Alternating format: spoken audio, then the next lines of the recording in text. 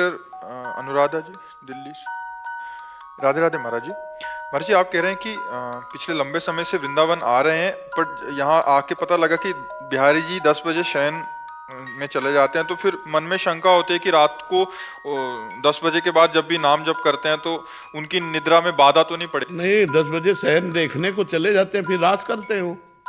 रात में ही तो रास होता है, तो वो शयन कहाँ करते हैं? वो तुम्हारे देखने के लिए शयन में चले जाते हैं। इसके बाद तो प्रिया जी के साथ रास करते हैं। खूब नाम जप करो, उनके शयन में बाधा ली। और देखो, हमारे भाव से उनका शयन होता है, उनका शयन नहीं होता। ये जो नींद है, ये तमोगुण है, और भगवान गुणातीत हैं। सतोगुण, रजोगुण, तमोगुण, ये मायाकृत गुण भगवान में नहीं है। भगवान में नींद भी नहीं है, भगवान में नींद नहीं है। पर जब हमें नींद आती है तो हम अपने भगवान को सुलाते हैं। हमें भूख लगती है तो अपने भगवान को पवाते हैं। हम आत्मवत सेवा करते हैं। हमारे जो अर्चावतार हैं भगवान श्री विग्रह हैं, तो हम उनको आत्मवत दुलार करते हैं कि अब बाल भोग पाने का समय हमारे, तो भगवान को बाल भोग लगाओ। अब भगवान को स्नान करवाओ, अब भगवान को राजभोग लगाओ, अब भगवान को शयन करवाओ। तो शयन कर रहे हैं और हम नाम जप कर रहे हैं, भगवान का नाम कीर्तन कर रहे हैं, भगवान का गुण कीर्तन कर रहे हैं। उसमें भगवान को कोई बाधा नहीं। वास्तविक बात यह है कि भगवान में नींद नहीं है, क्योंकि नींद, निद्रा जो तमोगुण का लक्षण है, तो भगवान तो गुणातीत है। निद्रा आलस्य प्रमादोत्थम तत्तामस मुदाहरतम। निद्रा आलस्य प्रमादादि ये तमोगुण के लक्षण। भगवान अगर शयन करते हैं तो योग निद्रा में शयन करते हैं। योग भगवत स्वरूप में वो हर समय जागृत अवस्था रहती, चैतन्य अवस्था रहती है। जैसे समाधि में योगी, तो योगियों के परम गुरु भगवान वो योग निद्रा में रहते हैं, ना कि तमोगुण रूपी निद्रा में रहते हैं। तो ये घबराने की जरूरत नहीं कि भगवान सो गए तो हम नाम जप करेंगे तो भगवान को डिस्टर्ब होगा। नहीं नहीं, ऐसा नहीं। गिरिराज दादरी। राधे राधे महाराज जी। महाराज जी, अभिमान बढ़ रहा है, कम कैसे हो?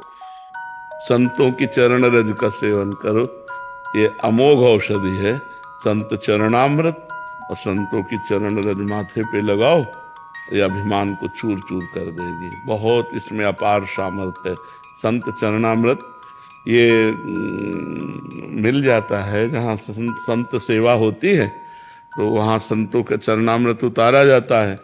और अगर ना ऐसा हो तो अपने पास अर्थ हो तो एक बार संत सेवा कर ले, साल में एक बार संत सेवा करा ले तो औषधि मिल जाएगी।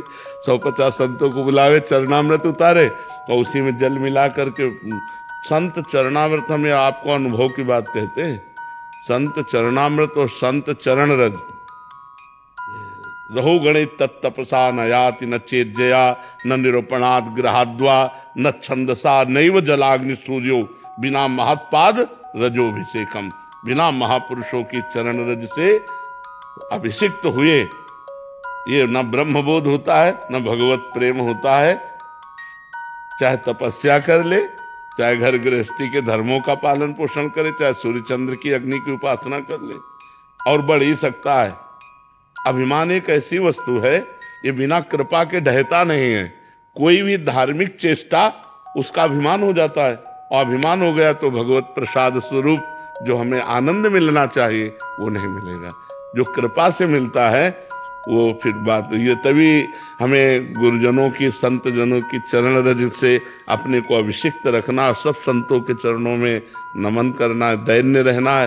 तो ये अहंकारी संस्कृति मूल सूल प्रदनाना सकल शोकदायक अभिमाना, ये संस्कृति का मूल चक्र है देहाभिमान। यही आवागमन में फंसाता है, और इसी का नाश गुरु चरण सेवा से होता है, संत चरण सेवा से होता है। तिनकी संगति रहत जाति कुल मद सब नंसई।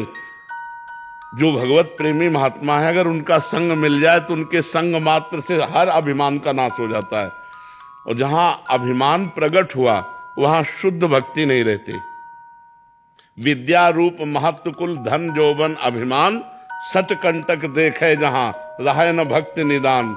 रहे न भक्ति निदान स्वांग सब नगर नारी के बिसैन हाथ बिकाए नहीं रिझवर भरतार के। भरतार कहते हरि को, वो हरि को नहीं रिझा सकता, वो विषयी धनी पुरुषों को रिझा सकता है।